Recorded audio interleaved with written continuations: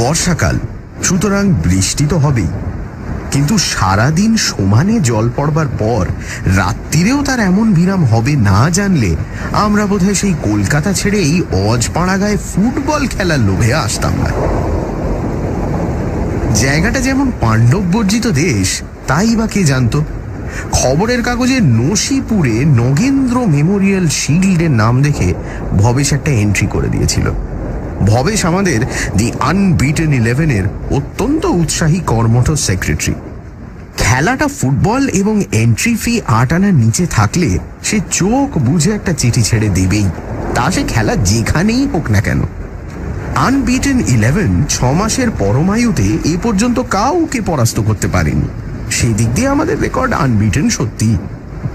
চাঁদা দেওয়া ও একবার করে মাঠে নামাই সার, কিন্তু ভবেশের উৎসাহ তাতে দমবার নয়।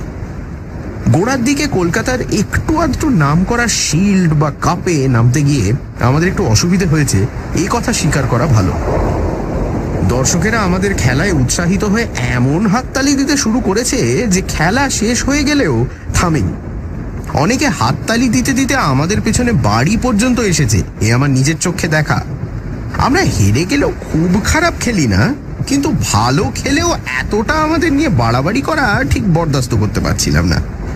শেষের দিকে তাই কলকাতা ছাড়িয়ে মফস্বলের শহর এবং মফস্বলের শহর ছাড়িয়ে পাড়াগাঁয়ের দিকে আমাদের ঝোঁক একটু বেশি হয়েছে। কিন্তু পাড়াগাঁয়েরও একটা সীমা আছে, নসিপুর তার বাইরে।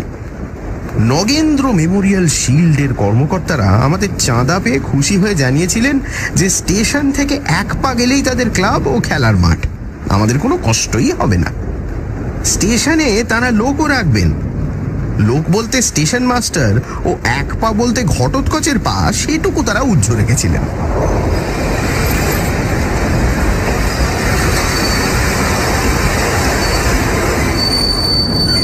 অবিশ্রান্ত বৃষ্টির ভেতর 3টে নাগাদ প্যাসেঞ্জার ট্রেনে গিয়ে যখন নসিপুরে নামলাম, তখন প্রথমে তো মনে হলো গাড়ি বোধহয় সিগন্যাল না পেয়ে মাঠের মাঝখানে থামতে আমরা ভুল করে নেমে পড়েছি। ই আবার স্টেশন নাকি? প্ল্যাটফর্ম না থাক, মাটিতে খানিকটা লাল কাঁকড়ও তো বিছানো থাকে। হুড়মুড় করে আবার ট্রেনে উঠে পড়তে যাচ্ছি, এমন সময় উদয় খুব পর্যবেক্ষণ করে বলল, না রে, স্টেশনই বটে, দেখছিস না 2-1টা কাঁকড় পড়ে রয়েছে, বাকি সব জলে ধুয়ে গেছে। কাঁকড় দেখে আশ্বস্ত হয়ে সামনে চাইলাম। বৃষ্টির ভেতর দূরে যেন একটা ভাঙা গাছও দেখা গেল। গাছ নয়, সেটা স্টেশনের নাম লেখা সাইন পোস্ট। বৃষ্টিতে নিচের মাটি আলগা হয়ে একটু হেলে পড়েছে। সাইন পোস্টের পর দূরে একটা ঘর এবং তার ভেতরে একজন স্টেশন মাস্টার টিকিট কালেক্টরকেও পাওয়া গেল। তার হাতে রিটার্ন টিকিটের অর্ধেকটা দিয়ে রাস্তা জিজ্ঞেস করলাম। তিনি একটা কাটা খাল দেখিয়ে দিলেন মনে হলো। ওটা যে খাল মশাই, যাবো কি করে নৌকো না হলে? স্টেশন মাস্টার বুঝিয়ে দিলেন, খাল নয়, ওটা রাস্তা, বৃষ্টিতে ওই অবস্থা হয়েছে। শুনলাম সেই রাস্তা সাঁতরে ও কাদা ঠেলে 2 ক্রোশ গেলে নসিপুর গ্রাম পাওয়া যাবে, যদি না বন্যায় সেটা ভেসে গিয়ে থাকে। দলের অধিকাংশ লোক তৎক্ষণাৎ সেইখান থেকেই বাড়ি ফিরে যাওয়ার জন্য ব্যাকুল হয়ে উঠল, কিন্তু ভবেশ ছাড়বার পাত্র নয়। নগেন্দ্র মেমোরিয়াল শিল্ড না নিয়ে যেন সে এখান থেকে বাড়ি ফিরবে না। কোনো মতেই সকলকে বোঝাতে না পেরে সে চরম যুক্তি প্রয়োগ করল। বাড়িতে ফিরবে, কিন্তু যাবে কি, হেঁটে? সত্যিই তো, খোঁজ নিয়ে জানা গেল রাত্রির 8টার আগে কোনো ট্রেন এই মাঠে আর থামছে না। অগত্যা উপায়ন্তর না দেখে আমাদের ভবেশের কথাতেই রাজি হতে হল। নসিপুরে কেমন করে পৌঁছলাম ও সেখানে জলে জলময় মাঠে ওয়াটার পোলো ও রাগবির মাঝামাঝি কি ধরনের ফুটবল খেলা হলো, তার আর বর্ণনায় কাজ নেই। নসিপুর আগমনের এই ভূমিকাটুকু সেরে আসল কথায় এবার নামা যাক। 11 জন মিলে খেলতে এসেছিলাম। খেলাধুলার নয়, খেলা কাদার পর নসিপুর গ্রামের অবস্থা ও শিল্ডের কর্মকর্তাদের আতিথেয়তার নমুনা দেখে 6 জন কিছুতেই আর থাকতে রাজি হলো না। বৃষ্টির ভেতর খাল বা রাস্তা সাঁতরে তারা স্টেশনে ফিরতে দৃঢ় প্রতিজ্ঞ। সারাদিন বৃষ্টিতে ভিজে ও খেলায় কয়েকটা গোল খেয়ে আমরা একটু বেশি কাতর হয়ে পড়েছিলাম। এর ভেতর বসন্তর আবার একটু জড়ভাব দেখা দিয়েছে। জ্বর হওয়াটা আশ্চর্য নয়, কারণ ধাক্কাটা তার উপর দিয়েই একটু বেশি গেছে। সে ছিল খেলার গোলকিপার। জ্বর অবস্থায় বসন্তকে এই জলের ভেতর তো আর যেতে দেওয়া যায় না। বসন্তের সঙ্গে ভবেশ, আমি, উদয় ও সুরেন রাতটার মতো নসিপুরেই কাটিয়ে দেব ঠিক করলাম। ঠিক তো করলাম, কিন্তু থাকবো কোথায়? নগেন্দ্র মেমোরিয়াল শিল্ডের কর্তা নগেনবাবু স্বয়ং আমাদের নিয়ে একটু ঘোরাফেরা করলেন। নগেন্দ্র মেমোরিয়ালের কর্তা স্বয়ং শুনে একটু অবাক অনেকে হবে, সন্দেহ নেই, আমরাও হয়েছিলাম। কিন্তু জিজ্ঞাসা করে জানলাম নগেনবাবু নিজে নামটা বেঁচে থাকতে থাকতেই স্মরণীয় করে রেখে যেতে চান। পরে কে কি করবে তা তো বলা যায় না। শিল্ড তৈরির খরচ যখন তিনিই দিয়েছেন, তখন মেমোরিয়ালটা দুদিন আগে থাকতে হলে কার কি বলবার আছে। যাই হোক, নগেনবাবু আমাদের নিয়ে একটু একটু ঘোরাফেরা করেও সুবিধে মতো একটা থাকবার জায়গা খুঁজে পেলেন না। তার নিজের বাড়িতে আত্মীয় স্বজন আসায় স্থানাভাব, পাড়ার বাড়িতে আতিথেয়তার আদর্শ একটু নিচু বলেই মনে হলো। নসিপুরে আরো একটা পাড়া আছে, কিন্তু তাদের ওখানে শুনলাম ব্রজমোহন কাপ বলে আর একটি ফুটবল প্রতিযোগিতা খেলা হয়। নগেন্দ্র মেমোরিয়ালের সঙ্গে তাদের আদা এবং কাঁচকলার মতো মধুর সম্পর্ক। এখানকার খেলুড়েদের তারা স্থান কিছুতেই দেবে না। আশ্রয় পাওয়া সম্বন্ধে প্রায় হতাশ হয়ে উঠেছি, এমন সময় উদয়ের বুদ্ধিতে একটা সুরাহা হয়ে গেল। গ্রামের একটি মাত্র চলনসই রাস্তায় বার কয়েক আসা যাওয়া করতে গিয়ে একটি মাত্র পাকা দোতলা বাড়ি সকলেরই চোখে পড়েছে। একটু ভগ্ন দশা, কিন্তু আমাদের দশা তো তার চেয়েও খারাপ। উদয় হঠাৎ বলে ফেললে, এ বাড়িটার খোঁজ তো করেননি মশাই? এদেরও একটা শিল বা কাপ আছে নাকি? নগেনবাবু হন হন করে হাঁটতে হাঁটতে বললেন, না না মশাই, ও বাড়ির দিকে তাকাবেন না। তাকে একরকম জোর করেই থামিয়ে বললাম, কেন মশাই, দোষটা কিসের? একজন বিদেশি লোক জ্বরে পড়েছে শুনলে এই বৃষ্টি বাদলার রাতে আশ্রয় দেবে না এমন অমানুষ কেউ আছে নাকি? নগেনবাবু একটু রেগেই বললেন, আরে না মশাই, গ্রেট বেঙ্গল স্পোর্টিং 12 গোল খেয়েছিল, তাদেরই ওখানে থাকতে দিইনি। আপনারা তো মোটে 8 গোল। সামান্য 4টে গোলের তফাতের দরুন এমন আশ্রয় থেকে বঞ্চিত হতে হবে, এ বড় অন্যায় কথা। সুরেন একটু ক্ষুণ্ণস্বরে বলল, একটু চেষ্টা করলে 8-4টে গোল কি আমরাই খেতে পারতাম না? আরে না মশাই, সে কথা নয়, চলুন চলুন। কিন্তু আমরা অমন বাড়ির লোক ছেড়ে যেতে প্রস্তুত নই কিছুতেই। একবার জিজ্ঞেস করলে দোষ কি, এই আমাদের বক্তব্য। নগেনবাবু চটে বললেন, কাকে জিজ্ঞেস করবেন মশাই? ও বাড়িতে কেউ থাকে? থাকে না? তাহলে তো আরো ভালো, একটা দরজা খোলা পেলেই হবে। তালা ভাঙতেই হয় তো তালার দামটা নয় দিয়েই দেব। নগেনবাবু আমাদের বিমূঢ় করে বললেন, তালা নেই মশাই, সব দরজাই খোলা। দরজা খোলা বাড়িতে কেউ নেই, তবু এই বৃষ্টির ভেতরে আমাদের ঘুরিয়ে মারছেন? ঘুরিয়ে মারছি না, আপনাদের মারবার ইচ্ছে নেই বলেই তো ঘোরাচ্ছি। উদয়ের বুদ্ধি শুদ্ধি আমাদের চেয়ে একটু চট করেই খোলে। সেই প্রথম ব্যাপারটা আন্দাজ করে বললে, ভুতুড়ে বাড়ি নাকি মশাই? নগেনবাবু মুখে না বলে শুধু একটু শিউরে উঠলেন। ভবেশ হেসে উঠে বলল, এতক্ষণ বলতে হয়? ভূত পেলে কি এদেশে মানুষের কাছে আশ্রয় খুঁজি? নগেনবাবু অত্যন্ত গম্ভীর হয়ে উঠলেন, ও বাড়িতে থাকা হাসির কথা নয় মশাই। আমি বললাম, বাড়ির বাইরে থাকাটা বিশেষ হাসির ব্যাপার মনে হচ্ছে না। আপনাকে আর কষ্ট করতে হবে না, আমরা ওখানেই চললাম। শুধু একটা হারিকেন ও কটা মাদুর ও একজোড়া তাস যদি জোগাড় করে দিতে পারে। নগেনবাবু তারপরেও আমাদের বাধা দেওয়ার চেষ্টা করেছিলেন, কিন্তু আমরা নাছোড়বান্দা। অগত্যা অত্যন্ত হতাশ ও করুণ ভাবে আমাদের শেষ বিদায় দিয়ে ভবেশকে নিয়ে তিনি বাড়ি ফিরলেন। এ ভুতুড়ে বাড়িতে রাত্রির বেলা জিনিসপত্র পৌঁছে দিতে আসতেও তিনি নারাজ। বসন্তকে চাদর টাদর মুড়ি দিয়ে আমরা ভুতুড়ে বাড়ির দেউড়ির নিচে ভবেশের জন্য অপেক্ষা করতে লাগলাম। ঝুপ ঝুপ করে সমানে বৃষ্টি পড়ছে। ঘুটঘুটে অন্ধকারে পাড়াগাঁয়ের পথে একটা আলোর রেখা দূরে থাক, একটা জোনাকিরও দেখা নেই। অনেকদিন বিনা ব্যবহারে পড়ে থাকার দরুন বাড়িটা থেকে কেমন যেন একটা ভ্যাপসা গন্ধ দেউড়ির তলাতেই পাচ্ছিলাম। গাঁয়ের লোক বাড়িটা দেখে যে ভয় পায় তাতে আশ্চর্য হওয়ার কিছু নেই। বাড়িটা একেবারে গ্রামের এক ধারে, ধারে কাছে একটা বসতি নেই। দিনের বেলা বাড়ির যে চেহারা দেখে গেছি তা একটু অদ্ভুত। দোতলার একদিকের ঘরের জন্য দেওয়াল তোলার পর ছাদ আর সম্পূর্ণ হয়নি।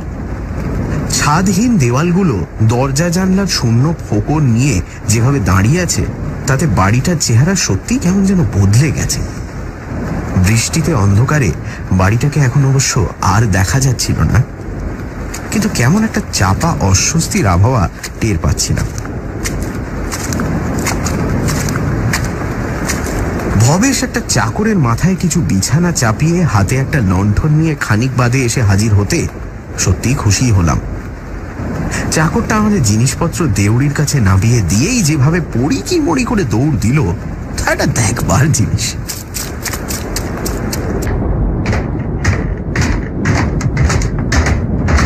নিজেরাই বিছানাপত্র লণ্ঠন নিয়ে এবার ভেতরের ভাঙা সিঁড়ি দিয়ে দোতলায় উঠলাম। দোতলার একদিকে গুটি কয়েক ঘর ঠিক আছে। সিঁড়ির সামনে প্রথম ঘরটি বেশ বড়। ঘরে ঢুকে লণ্ঠনটা তুলে ধরে ভবেশ অদ্ভুত সুর করে বলল, কই বাপু, ভূত? অতিথি সজ্জন দেখে একটু সাড়া দাও। আমরা সকলে তার কথার সুরে শুধু নয়, সঙ্গে সঙ্গে আর একটা ব্যাপারেও হেসে উঠলাম। ভবেশের কথা শেষ হতে না হতেই ওধারের কোন ঘর থেকে লম্বা টানা ক্যাঁচ করে একটা শব্দ হলো। ভাঙা পুরনো কোনো জানলার পাল্লা বাতাসে নড়ার শব্দ নিশ্চয়ই, তবু শব্দটা ঠিক জুৎসই ও যথা সময় হয়েছে বলতে হবে। ভবেশ হেসে বললে, বেশ বেশ, এই তো ভদ্রতা। নসিপুর গ্রামের মানুষের চেয়ে ভূত ভালো। সঙ্গে সঙ্গে তার কথা সমর্থন করবার জন্যই যেন পাশের ঘরে ঘড় ঘড় ঝনঝন করে একটা আওয়াজ হলো। একটু চমকে উঠলেও সবাই আবার হেসে ফেললাম। শুধু বসন্ত জ্বরের রুগী বলেই বোধ হয় একটু অপ্রসন্নভাবে বলল, হাটটা তোমার আর ভাল লাগছে না বাবু, বিছানা টিছানা এটা করতে হয় তো করো। সুরেন ও উদয়কে বিছানা পাতবার ভার দিয়ে আমিও ভবেশ একবার পাশের ঘরে দেখতে গেলাম ব্যাপারটা কি। ভবেশ বলল, সাড়া টাড়া দিচ্ছেন যখন সশরীরে একবার দেখা দেন কি না দেখাই যাক না। পাশের ঘরটা আকারে ছোট, দেওয়াল থেকে নোনা ধরা চুন বালি খসে পড়ে ও পুরনো কাঠ কাটরার ভগ্নাংশ থাকার দরুন অত্যন্ত নোংরা। ঘরে ঢুকেই দুজনেই অমন চমকে উঠব ভাবিনি। বাতিটা ছিল ভবেশের হাতের পেছনে। দরজার গোড়ায় পা দিতে না দিতেই অন্ধকারে কাপড় টেনে ছিঁড়ে ফেলার মতো ঠ্যাস করে একটা আওয়াজ শুনে সত্যিই শিউরে উঠলাম নিজের অনিচ্ছায়। পেছন থেকে ভবেশও সেটা শুনতে পেয়েছিল। বাতিটা নিয়ে এগিয়ে এসে বলল, শুধু তোমার বাণী নয় বন্ধু, একটু দর্শনও দিও। কই তিনি? এবার তাকে দেখা গেল চাক্ষুষ। দেখে ভয় তো পাওয়ারই কথা। অত বড় এবং অমন মিশকালো বেড়াল বাংলা মুলুকে জন্মায় বলে তো জানা ছিল না। তিনি তার বহুদিনের দখলি সত্ত্বের ওপর আমাদের চড়াও হওয়াটা অন্যায় উপদ্রব মনে করে জল জলে চোখে গায়ের লোম ফুলিয়ে তখন দন্ত বিকাশ করছিলেন। ভবেশ বাতিটা নামিয়ে হতাশার ভঙ্গিতে বলল, এটা কি ভালো হলো প্রভু? এত আশ্বাস দিয়ে শেষকালে বেড়াল রূপ ধারণ করলেন। আপনার নিজ মূর্তি কই? বেড়ালটা আর একবার ফ্যাঁস করে উঠল উত্তরে। আমরা হেসে ফেললাম। পেছনের ঘর থেকে বসন্তের বিরক্ত গলা শোনা গেল, আবার বাতিটা নিয়ে গেলি কোথায়? অন্ধকারেই থাকবো নাকি? সে ঘরে ফিরে এসে ভবেশ হেসে বলল, তোর কি ভয় করছে নাকি? না জ্বরের লক্ষণ? বসন্ত আরো যেন বিরক্ত হয়ে বলল, ভয়টা যাই না বাপু, আমার ভালো লাগছে না। খুঁজে খুঁজে আচ্ছা থাকবার জায়গা বার করেছিস।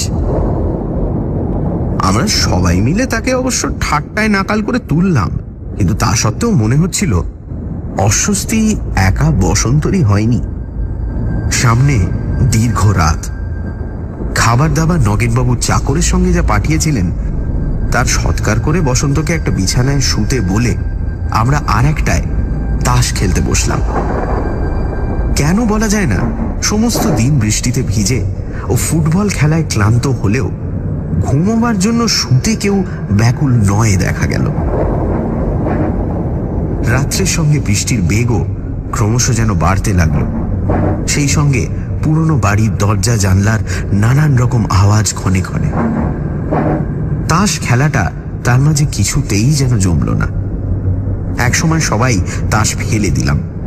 সুরেন বলল, এবার শুয়ে পড়লে হয়। আমরা সবাই সায় দিলাম, কিন্তু কারো উঠবার নাম নেই। হঠাৎ ভবেশ বললে, সাধারণ লোক কেন ভয় পায় বুঝেছ তো? কিরকম আওয়াজটা হচ্ছে শুনেছ? কে বলবে ও ঘরে একটা কাঠের পা ঠকঠকিয়ে কেউ হেঁটে বেড়াচ্ছে না? আওয়াজটা আমরা সবাই শুনেছিলাম, এই প্রথম নয়, এর আগেও অনেকবার, কিন্তু মুখ ফুটে কেউ কিছু বলিনি।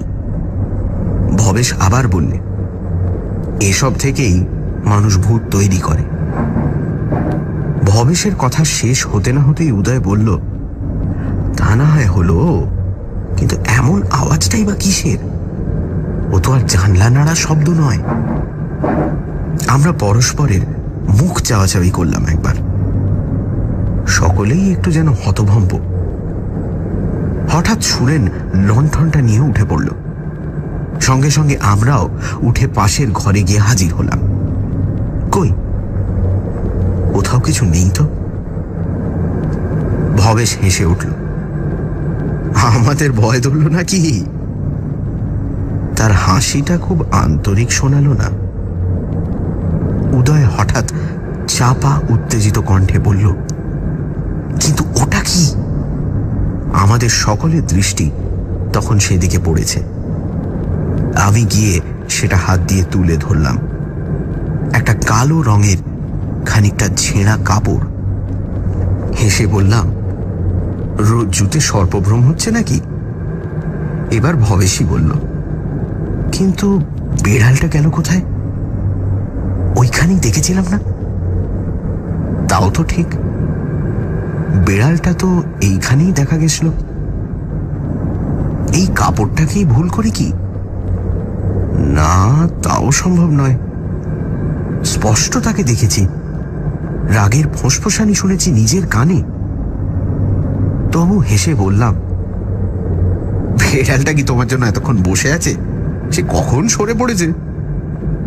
কিন্তু কোথা দিয়ে? এ ঘরের একটি মাত্র জানলা, তাও বন্ধ। ওধারের দরজা খিল দেওয়া, তা তো দেখতেই পাচ্ছ। বললাম, আমাদের ঘর দিয়েই পালিয়েছে হয়তো।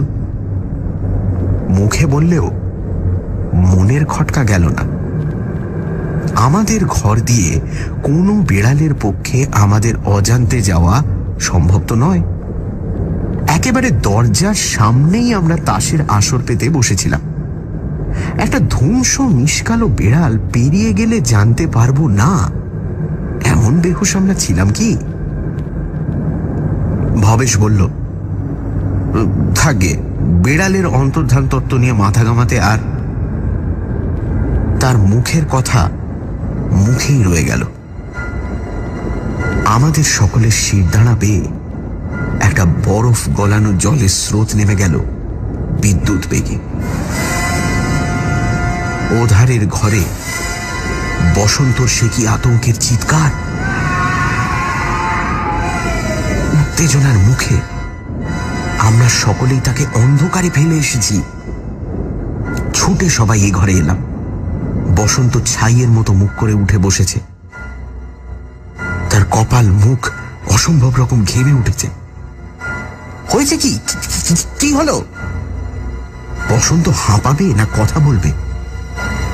অনেক কষ্টে থেমে থেমে যা বলল তার মর্ম তার মাথার কাছে বসে কে যেন বরফের মতো ঠান্ডা নিঃশ্বাস তার মুখে ফেলছিল। আমরা সবাই হেসে উঠলাম জোর করে। জ্বরের ঘরে তুই দুঃস্বপ্ন দেখেছিস। বসন্ত তীব্রভাবে প্রতিবাদ করে বলল, না না, আমি জেগে স্পষ্ট সে নিঃশ্বাস শুনেছি, মুখের ওপর টের পেয়েছি অনেকক্ষণ, তারপর চিৎকার করেছি। তোরা ওরকম করে চলে যাসনি। ভবেশ হাসবার চেষ্টা করে বলল, আচ্ছা আচ্ছা ঠিক আছে, তাই হবে। এমন ভয় কাতুরে ছেলে দেখিনি। আমরা এখানেই শুচ্ছি এবার। উদয় একটু ইতস্তত করে বলল, এক্ষুনি শুয়ে কি দরকার, যে একটু গল্প করা যাক না। ক্লান্তিতে শরীর ভেঙে পড়লেও কারো সে কথায় আপত্তি দেখা গেল না, ভবেশেরও না। বেশ তো, ভবেশ বলল। কিসের গল্প হবে বল সুরেন, একটা ভূতের গল্পই বল, এই বাড়িতে বেশ লাগবে। বসন্ত তাড়াতাড়ি বলল, না না, যা তুই একেবারে ভিতর একশেষ, বল সুরেন। সুরেন ম্লান ভাবে একটু হেসে বলল, বলবো তাহলে শোন। আনবিটেন 11 বলে একটি টিম গেছিল নসিপুর। আমরা সবাই একটু হাসলাম। ভবেশ বলল, আহা, বলতেই দাও ওকে। সুরেন বলতে শুরু করল, আমাদের নসিপুর আসা ও তারপর ঘটনার সে যা বর্ণনা দিল, তাতে অন্য সময় হলে হাসি আসতো নিশ্চয়ই, কিন্তু ঘরে এখন সাড়া শব্দ বিশেষ নেই। গল্প শেষে ভূতুড়ে বাড়ি পর্যন্ত এসে পৌঁছল। সেখানকার ঘটনাগুলো একে একে শেষ করে সুরেন বলল, ঘুটঘুটে অন্ধকার রাত, বাইরে বৃষ্টির অবিশ্রান্ত শব্দ, আরও নানা রকম বিদঘুটে আওয়াজ। ঘরের লণ্ঠনের মিটমিটে আলোয় একজন গল্প বলছে, ভূতের গল্প। কেউ সে গল্প বিশ্বাস করে না। গল্প যে বলছে সে হঠাৎ একটা তাস নিয়ে ওপরের দিকে ছুঁড়ে দিয়ে বলল, অশরীরী কেউ এখানে থাকো তো এ তাস বাতাসে মিলিয়ে যাক। হাসতে গিয়ে আমরা স্তব্ধ হয়ে গেলাম। উদয় বলল, আরে তাসটা কোথায় পড়ল? সুরেন সত্যি সত্যি গল্পের সঙ্গে একটা তাস ওপরে ছুঁড়ে দিয়েছিল। ভবেশ তাচ্ছিল্যের সুরে বলবার চেষ্টা করল, পড়েছে কোথাও ওদিকে। ওদিকে কোথায়? উদয়ের গলার স্বর তীক্ষ্ণ। ওদিকে তো খালি মেঝে, এই ঘরে তো জিনিস লুকিয়ে থাকবার মতো জায়গা নেই। আমি তবু উঠে বসন্তের বিছানার আশেপাশে সমস্ত ভালো করে খুঁজলাম। অন্য সবাই তন্ন তন্ন করে সমস্ত ঘর খুঁজে দেখল। আশ্চর্য, আমাদের সকলের মুখ গম্ভীর। শুধু বসন্তর নয়, আমাদের কপালেও ঘাম দেখা দিয়েছে। ভবেশ হঠাৎ অকারণে অত্যন্ত রেগে উঠে বলল, কি তোমরা যাতা করছো? পাগল হলে নাকি সবাই? নাও সুরেন গল্প বলো। শুকনো পাংশু মুখে আমরা যন্ত্রচালিতের মতো আবার এসে বসলাম। সুরেনের মুখে যেন রক্ত নেই। সকলের মুখের দিকে চেয়ে সে আবার একটা তাস খুলে নিল। তারপর বলল, আগের তাসটা উড়ে গেল? ভবেশ বলল, আবার একটা তাস নিয়ে গল্পের কথক বলল, উড়ে যাওয়াটা প্রমাণ নয়।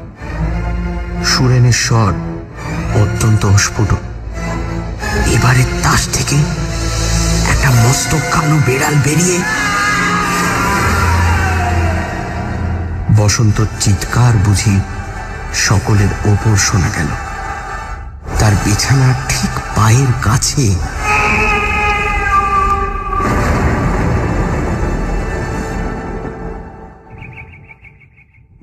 না, সেবার আমরা অক্ষত দেহেই তার পরদিন কলকাতায় ফিরেছিলাম। শুধু বসন্ত জ্বরটা বিকারে দাঁড়িয়েছিল কলকাতায় এসে।